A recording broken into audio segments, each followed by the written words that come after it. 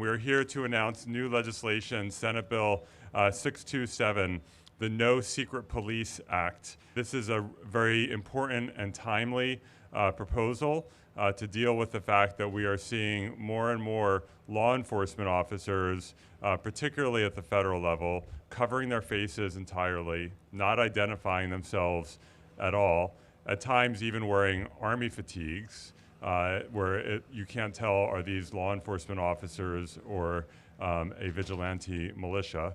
In addition, we are seeing people who are impersonating law enforcement officials.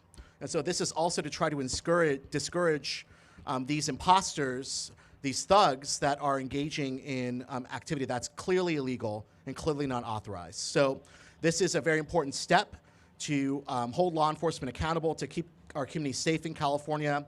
And we are committed to move this bill forward this year. It's time critical. It is important that we put this in place now. If you start having a system where law enforcement officers are like, moving towards like stormtroopers in Star Wars, where they're, when I was a kid, I remember thinking that, stormtroopers were all robots. They're not. They were people who wore, just covered everything up.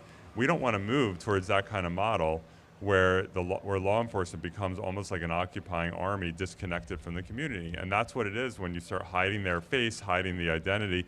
And that's why in San Francisco and in so many local communities, law enforcement officers, they don't cover their faces. They have their name and their badge number on their uniform, so you can see who's interacting with you or who's arresting you. And I understand, I don't want anyone to be doxxed, and there are rules around that.